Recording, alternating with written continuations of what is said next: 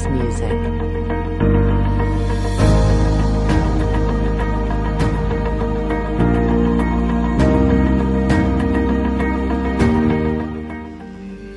Terima kasih pagi hari ini Bapa, kami mau sambut kebenaran firman-Mu. Tuhan menolong kami hari ini melalui Roh yang Kudus menerangi hati dan pikiran kami.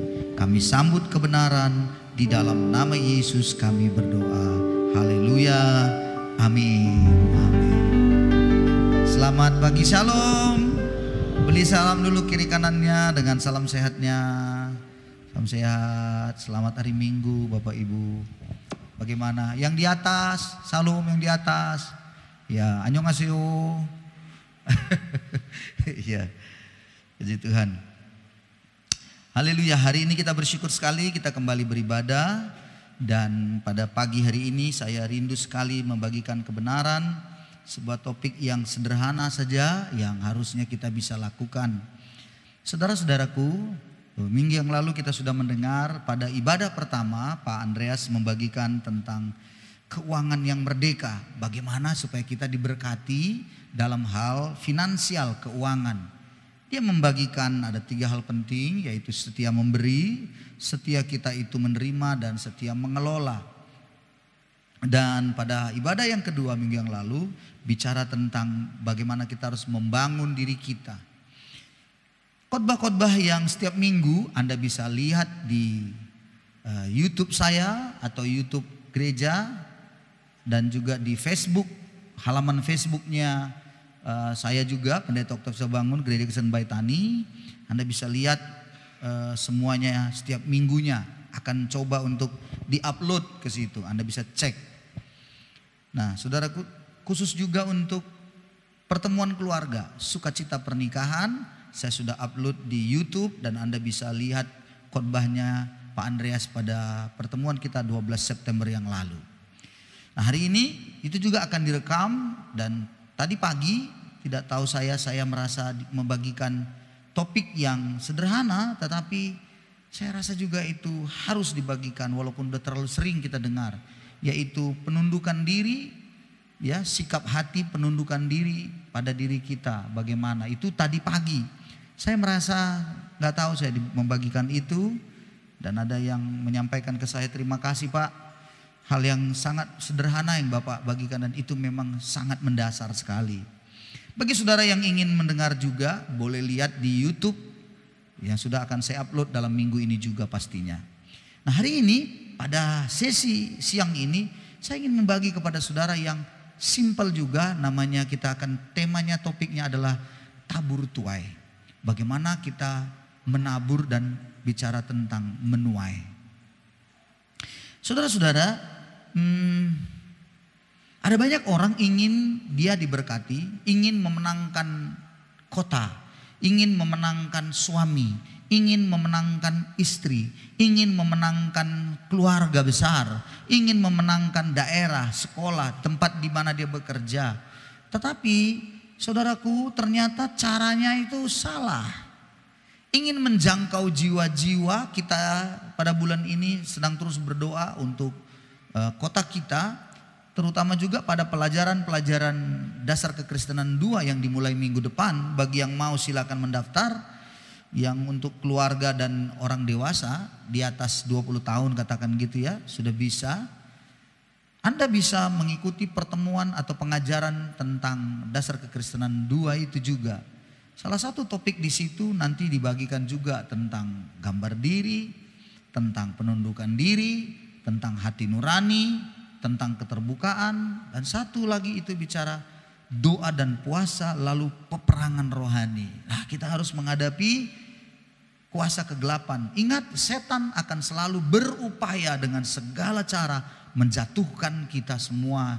Kalaupun perlu, dia ingin semuanya kita masuk neraka semua. Itulah tujuan setan. Itu sebabnya kita harus melakukan peperangan. Tidak boleh kita duduk diam dan tenang, karena setan akan berusaha bagaimana caranya kita jatuh. Nah, itu memang semuanya akan dipelajari, dan kita harus ingat, untuk kita menggapai sesuatu yang baik, sesuatu yang besar, ingat akan ada memang kesusahan, kesulitan yang harus dihadapi. Katakan amin. Pada minggu yang lalu ketika Pak Andreas berbicara dalam sukacita pernikahan juga, bahwa ada keluarga yang selalu hanya modalnya menikah hanya cinta. Tidak bisa. Mau kawin, mau menikah itu hanya modalnya cinta, nggak bisa lagi. Karena memang sebelum menikah harus punya pengertian. Harus punya sebuah pengetahuan. Mengapa? Untuk apa saya menikah? Itu penting sekali di dalam kita mau menimba atau mau mengambil keputusan hidup berkeluarga. Sama dengan itu juga, ada orang yang mau menuai, mau mendapatkan hasil yang baik, tapi tidak punya pengertian bagaimana dia bisa menggapainya. Taburannya itu, taburan yang dia ingin dapatkan, yang ingin dilakukannya, bukan taburan yang baik nanti menuju tuaian yang baik. Dia ingin memenangkan suaminya, tetapi kemudian taburannya itu taburan yang jelek pada suaminya. Enggak akan bisa. Saudara-saudara, kata Alkitab di dalam kitab Galatia, Anda bisa lihat bahwa Allah tidak pernah mau dipermainkan. Ketika Galatia pasal 6 ayat yang ke-7, Anda coba lihat, mari kita baca bersama-sama. Galatia 6 ayat yang ke-7 dan 8. Perhatikan baik-baik. Jangan sesat. Berarti kita bisa sesat. Betul kan? Sekali lagi. Kalau dibilang jangan sesat, berarti kita bisa sesat. Setuju saudara-saudaraku?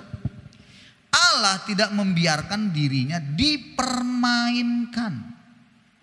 Karena apa yang ditabur orang, itu juga yang akan dituainya. Apa yang ditabur, itu yang dituai. Jadi tuaian itu tergantung dari taburan. Tidak ada saudaraku orang yang misalnya menabur benih, misalnya menanam pisang, terus nanti dia menuai mangga. Itu nggak mungkin. Mau Anda doa sampai doa puasa bergetar-getar pun tidak akan dapat Anda menanam pisang lalu menuai mangga. Nggak mungkin itu. Tapi jangan lupa, saya mau katakan kepada saudara, berapa banyak anak-anak Tuhan sudah melakukan itu. Dia ingin menuai mangga, taburannya pisang. Lalu dengan gayanya semuanya berdoa, berpuasa, bergetar-getar sampai begitu, sampai muntah begitu saudara. Dia nggak menuai mangganya. Kenapa? Salah taburannya. Mengerti maksud saya? Orang banyak sekali berharap anaknya nanti sukses berhasil. Salahkah? Tidak, itu hal yang sangat baik. Anaknya nanti menjadi orang yang menjadi terpandang. Salahkah? Tidak salah, itu baik, sangat baik. Tetapi dalam perjalanan dirinya dia menabur yang jelek pada anaknya. Ditaburkannya selalu kalimat-kalimat makian sama anaknya. Dia tabur selalu caci maki, hinaan pada anaknya. Mana mungkin kau nanti menuai yang baik.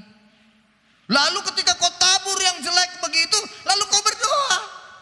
Tuhan buat berhasil anakku dalam nama Yesus. Tuhan sertai anakku dan tolong. Dan Anda berdoa berguling-guling. Ingat baik-baik, engkau tidak mendapatkan. Kenapa? Taburanmu salah. Doa Anda akan menjadi doa yang luar biasa ketika taburan Anda sudah benar. Camkan apa yang kukatakan ini. Doa Anda akan menjadi doa yang powerful, berkuasa. Itu ketika taburan Anda itu jalannya itu taburnya itu bagus begitu. Jangan sesat. Allah tidak mau dipermainkan. Maksudnya jangan sampai Anda ingin menuai yang baik tapi taburan Anda enggak, tapi Anda paksa Tuhan supaya tuaiannya baik. Anda berdoa, Anda mati-matian, Anda berharap dengan segala cara, dengerin kaset-kaset khotbah, denger rekaman, berdoa mati-matian, tapi taburannya nggak sesuai. Nggak mungkin. Nggak mungkin, saudara-saudara. Ayat yang ke-8, perhatikan baik-baik ayatnya lagi. Sebab barang siapa menabur dalam dagingnya, ia akan menuai kebinasaan dari dagingnya. Jadi Anda tabur daging, Anda tuai daging. Maksudnya apa? Kedagingan itu apa? Yaitu hawa nafsu, perselisihan, amarah, itu daging itu. Kalau kita baca Galatia itu keinginan daging telah nyata katanya. Bahwa orang yang menabur dengan dagingnya, ya dia akan menuai daging. Kalau Anda coba ya jujur, Anda mau memenangkan suami Anda ingin memenangkan hatinya. Saya sangat masih teringat pada saya, terkesan sekali ketika minggu yang lalu pada waktu sukacita pernikahan dibagikan oleh Pak Andreas. Bagaimana mendiang ibu Neti, istri Pak Andreas, memenangkan Pak Andreas hatinya yang marah itu. Dia menabur tetap yang lemah lembut, perkataannya lemah lembut. Jadi kalau Anda menabur dengan amarah, maka Anda akan menuai kebinasaan. Saudara-saudaraku, saya selalu melihat ada orang luar biasa berdoa meminta berkat. Salahkah? Tidak salah. Berdoa sungguh-sungguh supaya Tuhan itu menolong menyertai mereka. Salahkah? Tidak, bagus. Tapi saya melihat taburan dalam dirinya. Dia menabur, taburannya itu taburan kedagingan. Maka saya bisa pastikan tuaiannya pasti akan daging juga. Lanjut ayat 8. Tapi barang siapa menabur dalam roh, ia akan menuai hidup yang kekal dari roh itu. Keinginan roh dari roh Tuhan. Apa yang Tuhan taruh lewat firman-Nya, kita melakukan itu, menabur itu, kita pasti menuai dalam kekekalan. Artinya gini, semua yang kita lakukan yang benar, yang baik itu dalam kekekalan ada. Dinilai Tuhan itu semuanya. Maka ayat 9 berkata, janganlah kita jemu-jemu berbuat baik. Karena apabila sudah datang waktunya kita akan menuai. Jika kita tidak menjadi lemah, pasti tuaian pasti datang. Tergantung dari taburan Anda. Dengarkan saya baik-baik Bapak Ibu. Kalau Anda ingin orang memperlakukan, itu yang kata firman, sebagaimana engkau merindukan orang lain perlakukan itu padamu yang baik, lakukanlah itu kepada orang lain. Coba ya, ketika kami di sekitar rumah kami, itu kan daerahnya itu daerah apa ya, Muslim. Anda tahulah. Pada awal kami pertama di situ, itu luar biasa, banyak sekali tantangan. Tapi kami terus berdoa saja, percaya Tuhan tolong. Berdoa, tapi taburannya harus baik. Apa taburannya? Senyumlah. Senyumlah pada orang. Haleluya. Katakan, ya Bu nenek, dia cuma, ya biarin aja. Mukanya agak masem gitu ya. Terus berat sebelah. Biarin aja nggak apa-apa, tabur lagi. Ya Bu, tabur lagi, tabur saja yang baik. Yang anehnya, pasti mereka kaget. Tahun baru itu orang Kristen, kalau kita Kristen kan datang ke rumah-rumah kan biasa. Tahun baru, kalau kami dulu di Medan tuh pasti gitu, ya. Dan biasanya pula kalau seperti kami di Medan, di kampung, di tempat saya Padang Bulan, Itu daerah ada masjid juga, ada banyak teman-teman main sepak bola saya adalah orang-orang muslim semua. Kami suka kali main. Dan kalau saya tahun baru, mereka datang ke rumah saya. Dan kalau mereka hari raya, saya datang ke rumahnya. Sekalian kacang itu dimasukkan kantong itu. Kan begitu ya saudara-saudara. Begitu tuan rumah, silakan nak, silakan. Iya bu, ya makasih. Malu. Begitu dia masuk ke dapur, ibu itu masing-masing mengambil jatahnya. Kan begitu. Dan yang anehnya ibu itu yang punya rumah senang habis.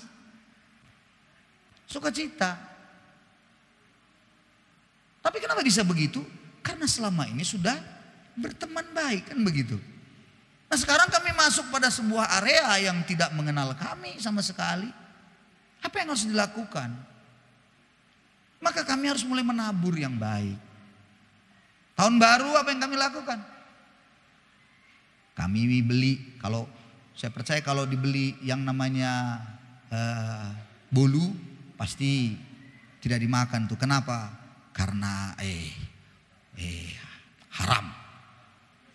Lalu apa yang kami lakukan? Beli roti yang bulat Kongguan, yang merek-merek apa itu, di situ tertulis halal. Begitu kan? Halal. Ada MUI-nya halal, kan begitu. Maka itulah datanglah satu persatu. Selamat tahun baru nenek gini-gini. Siapa pula yang nggak mau terima roti ya kan? Oh iya, makasih. Pergi lagi ke rumah satu, iya makasih. Besok udah beda. Betul nggak? Begitu jawabnya, iya Pak, iya. Dan yang luar biasa, tahun depan hari raya kami dapat limpahan roti. Kami dapat kue semprit, ojek Bandung, kembang loyang, piring-piring. Dapat. Puji Tuhan dapat. Apa yang kau tabur, pasti kau tuai. Kau mau mengharapkan kue dari orang? Hei, mau kau harapkan kue bolu dari orang? Tabur dulu bolumu itu sama dia. Katakan kiri kanan, aku mengerti siapa yang dimaksud, bilang so. Mengerti maksud saya, saudara-saudaraku? Kita enggak. Kita mau dapat tuayannya bagus, tapi kita tabur yang jelek-jelek. Kita mau dapat tuayan kue bolu dari orang, kita kasih apa? Batu. Ya gele. Bagaimana mungkin kau menuai yang baik? Tapi Pak, saya kok menabur, saya sedih Pak. Saya dalam posisi betul menderita. Saya sulit Pak. Mungkin saya bisa menabur. Perlakuannya itu mengerikan Pak pada saya. Itu biasa orang bilang. Mana mungkin Pak? Ingat. Halo. Kalau melakukan firman, jangan pakai perasaan. Jangan bad mood atau good ya, atau bagus ya. Jangan lagi, kayaknya perasaanku nggak enak, nggak usah lah dikasih, nggak usah. Apalagi kalau kita lihat, kita ini, ayolah kita coba apa? Tak usah itu dikasih itu. Sampai mati pun tuh kualat itu. Anda melakukan begitu. Bagaimana Anda mau menuai yang baik? Kitab Amsal bilang, hadiah membawa kita dekat pada hati raja-raja. Pernahkah Anda membaca ayat itu? Tidak? Halo? Pernahkah? Mari kita buka dulu sebelum saya lanjut lagi ya. Mari kita buka kitab Amsal itu. Hadiah membawa kita dekat kepada raja-raja, kepada pembesar-pembesar. Amsal 18. Mari coba perhatikan Amsal 18. Ayat yang ke-16. Lihat ayat itu. Hadiah memberi keluasaan kepada orang, membawa dia menghadap orang-orang besar. Saudara-saudara, ada ayat Yesus bilang, kamu harus bersahabat dengan mamon yang tidak jujur. Mamon artinya ketika Anda menggunakan mamon, harta Anda untuk mendekati banyak orang, itu yang namanya Anda menabur. Anda pasti akan banyak sekali pertemanan. Jadi kalau Anda mau menginjil, karena bulan ini kita bicara tentang penginjilan, supaya kita memenangkan orang, ya harus ada sesuatu taburan. Bagaimana itu? Kalau dia misalnya, kalau dia mungkin Anda lihat belum makan, nggak apa-apa kan? Kalau Anda bilang, ayo makan yuk, mana? Ayo lo makan deh. Ayo aku yang bayar. Begitu Anda bayar, Anda sedang menabur bukan? Nggak ada orang yang menolak kalau dibayar. Cobalah undang saya, mau aku bayar. Nggak ada yang nolak. Menabur. Jadi ketika Anda menabur itu, Anda akan mulai punya keluasaan. Anda akan mulai bisa masuk ngobrol. Kan berulang kali saya bilang, ingat kalau orang pacaran, salah satu yang harus penting dilihat oleh wanita, pria itu harus rajin memberi, ya kan? Maukah engkau perempuan, kau punya pacar laki-laki, ganteng sih, gagah sih, kumisnya juga kayak gagang telepon begitu, iya kan? Luar biasa gagang teleponnya, tapi pelit. Maukah engkau dengan laki-laki yang gagah tapi pelit? Lari pagi kita dia olahraga kita. Ayo olahraga, tepi pantai olahraga, sate, ya olahraga. Tiba-tiba kau bilang, yang perempuan bilang, bang haus. Nggak apa-apa deh, udah dekat rumah Mama Talu. Coba, udah dekat rumah Mama Talu katanya. Maukah engkau menikah dengan laki-laki yang begitu? Masya Allah. Belum menikah saja sudah pelit, apalagi sudah menikah. Padamu negeri kami mengabdi, kan begitu saudara-saudara. Harus ada taburan, harus ada memang usahanya menabur, nggak bisa enggak. Sama, kadang-kadang istri saya suka kali mengingatkan saya. Karena kadang-kadang saya memang manusia yang termasuk kaku. Dia sudah bilang gitu, kaku kali pun kau Pak. Apa itu taburannya? Setiap pagi peluklah istrimu, ciumlah istrimu, jangan istri orang yang dipeluk. Lakukan aja, itu namanya menabur. Lagi nggak enak hati juga lagi, ya udah. Ingat. Waktu sukacita pernikahan kemarin dibagikan Pak Andreas. Jangan pakai perasaan. Pakailah firman itu sebagai perintah. Lakukanlah. Begitu. Taburannya seperti itu.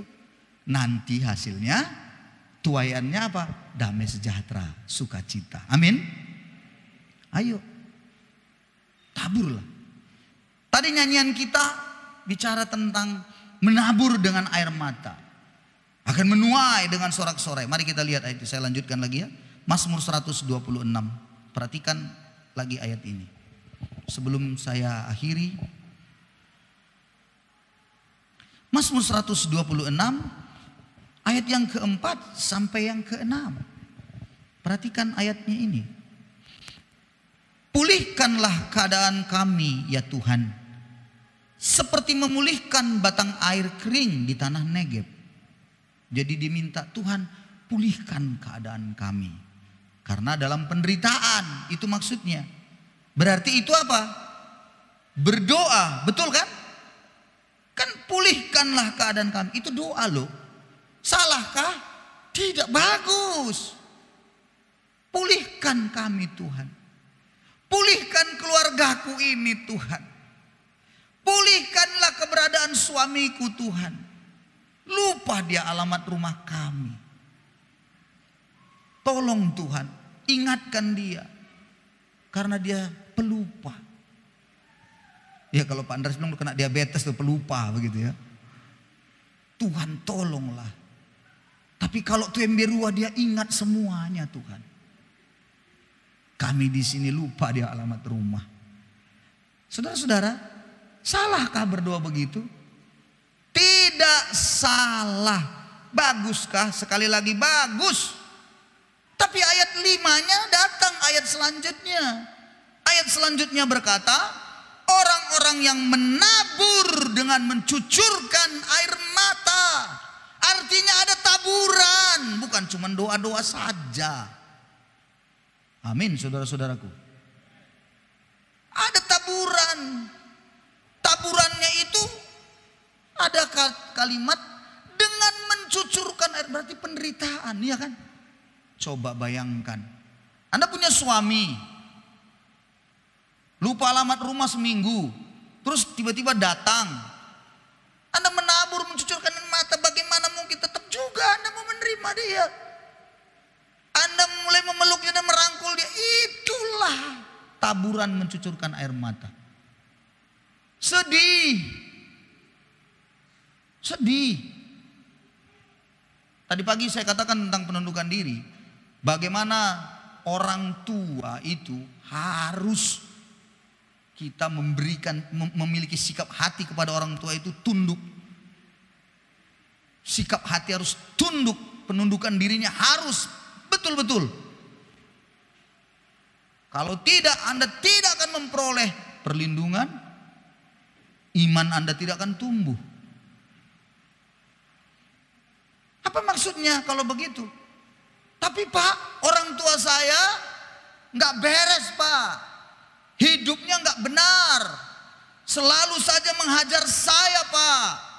Bagaimana saya bisa tunduk? Dengar baik. Waktu engkau sikapmu tunduk itu, engkau sedang menabur.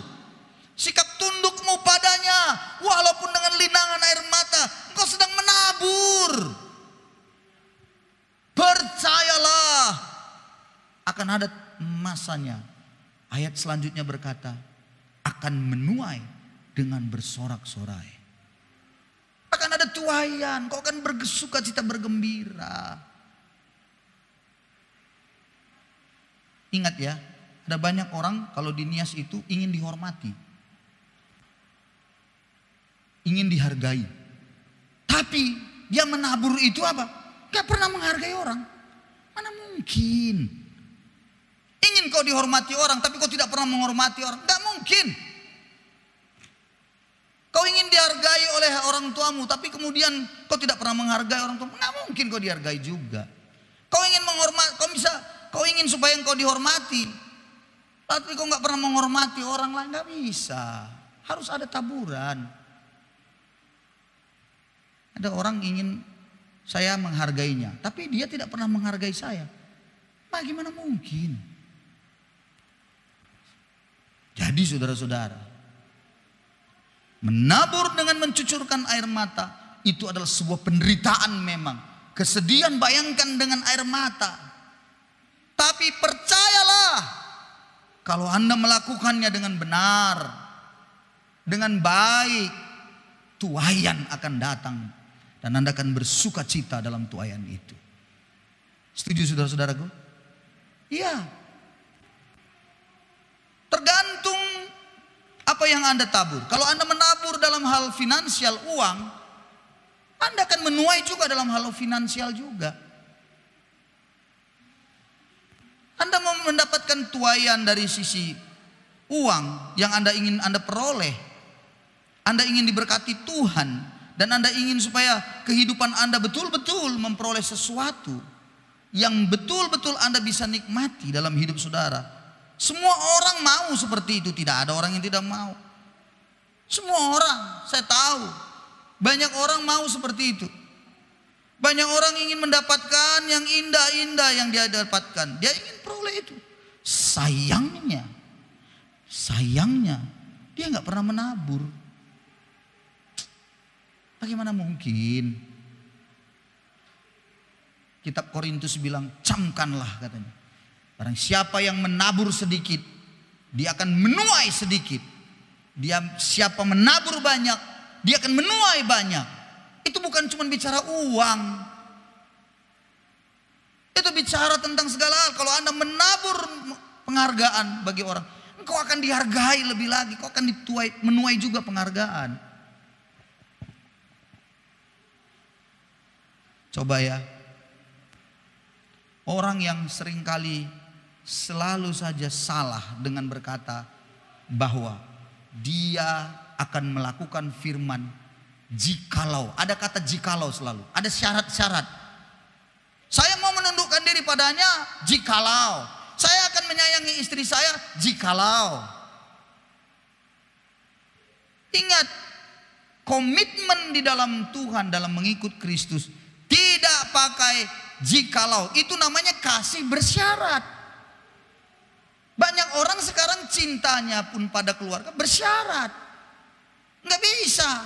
Anda nggak bisa mencintai atau mengasihi pasangan Anda dengan bersyarat. Kalau komitmen itu tidak menggunakan kata jikalau, tapi menggunakan kata sekalipun. Anda pernah tahu kan ayat di dalam kitab Habakuk? Habakuk bilang apa?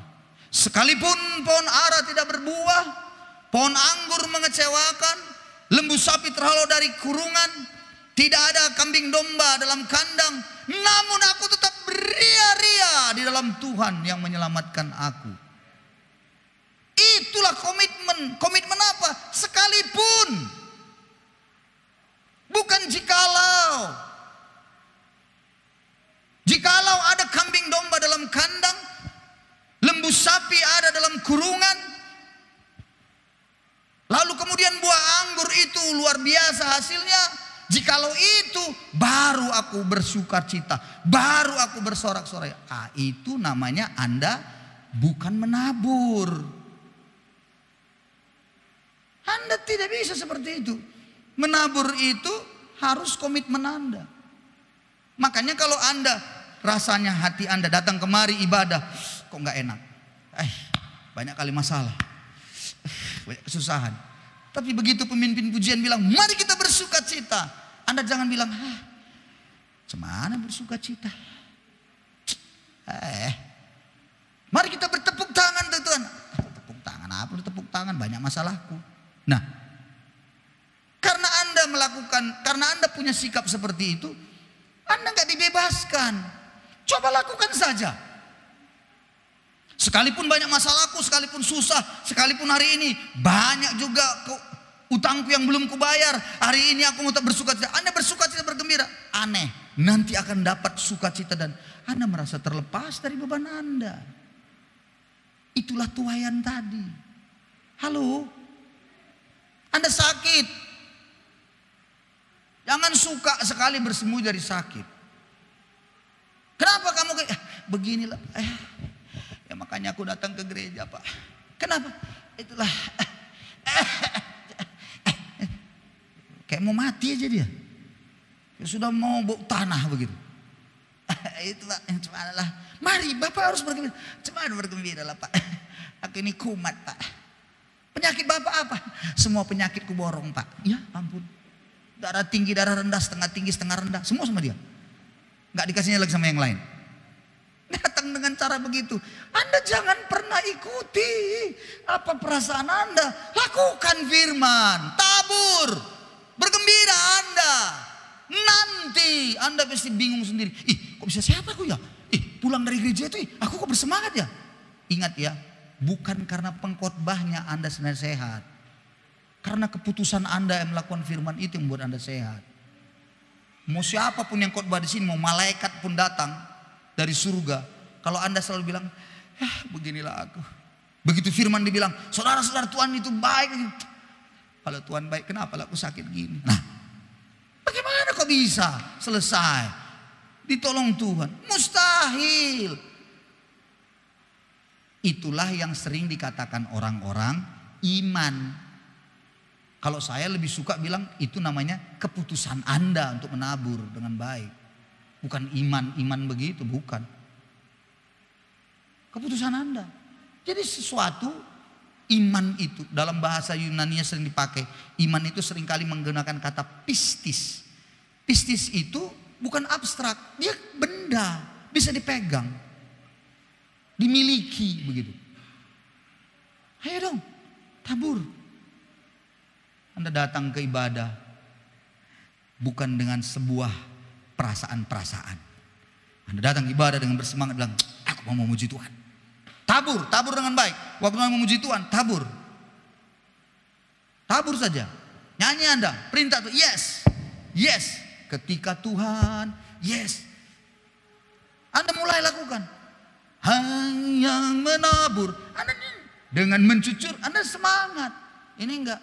Yang menabur dengan air mata. Gimana Anda mau dilepaskan? Gimana? Kawan di samping sudah nyanyi. Yang gilanya nih, cuma nikmat ini. Anda yang salah. Dia melakukan firman, dia bersuka cita. Nanti dia menuai pulang dengan sorak-sorai. Anda datang dengan air mata, pulang loyo. Karena Anda nggak menuai. Anda pulang keluar masih sama seperti dahulu saya, Pak. Datang saya sakit, pulang lebih sakit lagi, Pak. Ya, sia-sia kau beribadah, sia-sia, terlalu bodoh. Tabur yang baik. Jangan suka main perasaan. Harus keputusan, karena itu firman. Amin, saudara-saudaraku.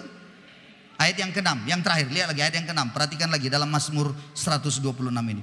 Orang yang berjalan maju tapi dengan menangis. Menangis itu berarti kesedihan, bukan maju dia. Sambil dia tabur. Sedih dia tapi maju dia. Tapi benih itu ditaburnya. Seorang ibu yang begitu sakit kali hatinya rasanya karena anaknya. Ya, tadi pagi saya sudah beritahu. Ada seorang ibu datang pada kami. Menangis sebenarnya kalau hati kami, saya sendiri mendengar. Ini anak udah dikuliahkan. Jauh-jauh ke Jawa. Sungguh-sungguh udah begitu habis-habisan lah uang itu. Udah kerja. Udah punya pekerjaan yang mapan. Menikah. Alhasil apa? Ketika dia datang di sana di Jakarta tinggal. Menantu perempuannya mengatakan, "Mak, mulai besok Mama jangan di sini lagi ya. Mama cari rumah Mama, tempat Mama mana mau tinggal." Bukan seperti kebakaran. Karena ini bukan rumah saya, ini rumah Mama saya. Waduh itu. Padahal memang dia pun mau pulang ya, nggak punya lama-lama di situ.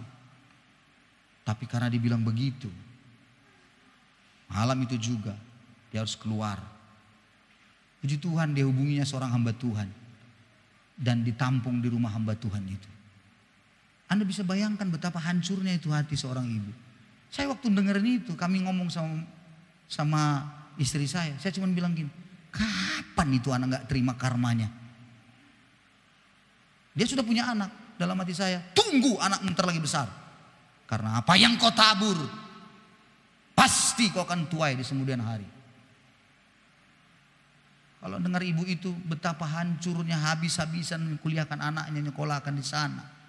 Sampai bisa kerja. Kuliah pun di tempat yang terbaik dikasihnya anaknya itu. Alangkah sedihnya. Saudara-saudara, tapi apa yang dilakukan ibu itu? Itu yang salut saya. Dia berjalan maju dengan menangis. Apa maksudnya? Tetap sampai di Gunung Sitoli kembali pulang. Dia WA. Menangis sambil menabur benih. Menangis menabur benih. Dia WA tidak dibalas sampai hari ini. Ditunjukkan kepada kami semua WA yang dulu tidak ada satu pun dibalas anak itu. Ku bilang ini tuh kualat ini anak inter lagi nih. Saudara-saudara, kalau saya ingat tadi pagi saya sudah sampaikan bagaimana kehidupan saya juga karena anak paling besar. Ini 2 minggu yang lalu saya udah ngomong sama istri. 2 minggu yang lalu saudara, itu mama saya nggak tahu. Dia sepertinya menyampaikan kayak kalau orang Batak bilang podah-podah, itu petuah-petuah begitu ya. Ini kayaknya jangan-jangan mau dipanggil Tuhan lah ini. Apa dia bilang pada saya? Tua, pertama dia telepon. Biasanya gitu. Kalau dulu dia telepon, saya harus dengar habis pulsanya kan. Udah berapa kali saya bilang, "Mak, bikin TM on." Kalau di sini nanti nggak tahu aku TM on, pokoknya aku tengok namamu di situ, aku pencet, hidup, udah. Habislah pulsanya. Nanti tiba-tiba mati. Kenapa mati ini? Mati handphone ini kenapa? Ya macam mana nggak mati, habis pulsanya. Namanya juga ada nenek-nenek 79 tahun. Mana ngerti lagi, apalagi WA, mana tahu lagi itu. Adik saya karena saking sayangnya sama mama saya dikasihnya Android yang mahal. Apa yang digunakan untuk Android mahal? Hanya tahunya cuma apa? Handphone, menelepon. Ngapain? Video call juga nggak tahu. Akhirnya diganti handphonenya dengan handphone yang zaman Belanda dulu, yang kecil, yang kalau ngelempar anjing, anjingnya mati itu, saudara-saudara. Itulah telepon. Waktu dia telepon, saya matikan langsung, saya langsung telepon. Dia sudah tahu. Kupikir tadi kau apa kerjaan banyak. Enggak mak, supaya jangan habis pulsa mama. Kenapa mak? Saya masih ingat sekali dia bilang begini. Tua, kau anak paling besar. Iya. Kalau kau anak paling besar, ingat ya, adik-adikmu ini semuanya membutuhkan nasihatmu. Saya bilang, iya mak.